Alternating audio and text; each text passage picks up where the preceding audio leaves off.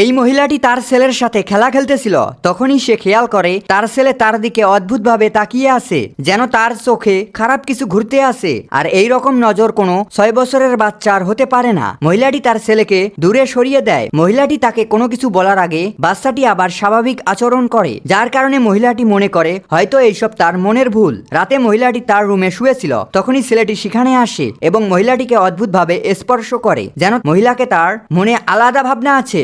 এরপর থেকে মহিলাটির সাথে আজব আজব ঘটনা ঘটতে থাকে। সেই দিন তাদের বাড়িতে জন্মদিনের অনুষ্ঠান চলতেছিল। মহিলাটি তার স্বামীর সাথে ছিল। তখনই সে দেখতে পায় তার ছেলে তাকে এমন ভাবে দেখতে আসে যেন সে কোনো দুশ্মনকে দেখতে আসে, যা দেখে মহিলাটি অবাক হয়। ছেলেটি তার সাথে কেন এমন করতে আসে তা জানার জন্য মহিলাটি তার ছেলেকে বলে সে কেন এমন করতে আসে। ছেলেটি তাকে শুধু বলে তুমি অনেক খারাপ করতে আসো, এই বলে সে চলে যায়। মহিলাটি মনে করে হয়তো সে তার সাথে মজা করতে আসে। সামনে এগোতেই ছেলেটি সেই ঘরের লাইট অফ করে দেয়, যার কারণে মহিলাটি সেখান থেকে পড়ে যায়। এরপর মহিলাটিকে দেখতে পায় তার ছেলে আবার তাকে অদ্ভুত ভাবে দেখতে আসে। মহিলাটি তার ছেলের পিছনে যায়। বাইরে যেতেই মহিলাটি দেখতে পায় ছেলেটি বাইরে দোলনায় বসে আছে, যা দেখে মেয়েটি বুঝতে পারে এটা তার ছেলে হতে পারে না, নিশ্চয় তার মাঝে কোনো সমস্যা আছে। পরের দিন যখন তার স্বামী কাজে যায় তখন সে তার ছেলের সাথে কথা বলার সিদ্ধান্ত নেয়। মহিলাটি কি দিয়ে কথা শুরু করবে সেটা ভাবার সময় পিয়ানোতে তার হাতে আঘাত পায়। মহিলাটি মনে করেছে এই কাজ তার ছেলে করেছে,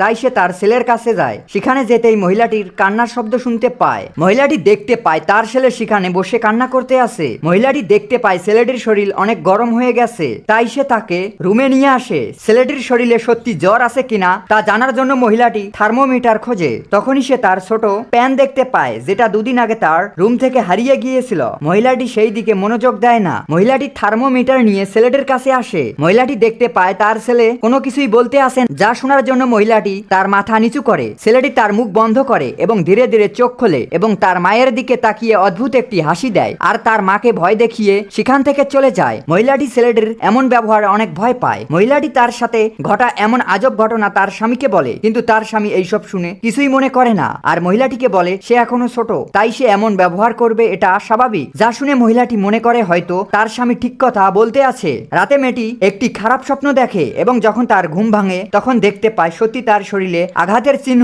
আছে। এরপর মহিলাটির বিশ্বাস হয় তার সাথে ঘটে যাওয়া আজব ঘটনার পেছনে তার ছেলের কোনো হাত নেই। আসলে কয়েক বছর আগে রাগের মাথায় মহিলাটি ছেলেটির আসল বাবাকে শেষ করে দিয়েছিল। এরপর মেয়েটি বুঝতে পারে তার সাথে যা ঘটতে আছে তা তার স্বামীর আত্মা করতে আছে। তখনই মহিলার স্বামী সেখানে আসে। মহিলাটি তার স্বামীকে এই বাড়ি বদলানোর কথা বলে। লোকটি তার স্ত্রীকে ঘুমের ঔষধ খাওয়ায় যেন সে ভালো করে ঘুমাতে পারে, কিন্তু সে জানতো না ছেলেটি সেই ঔষধ পাল্টে দিয়েছে। এরপর লোকটি সেই বাড়ির একটি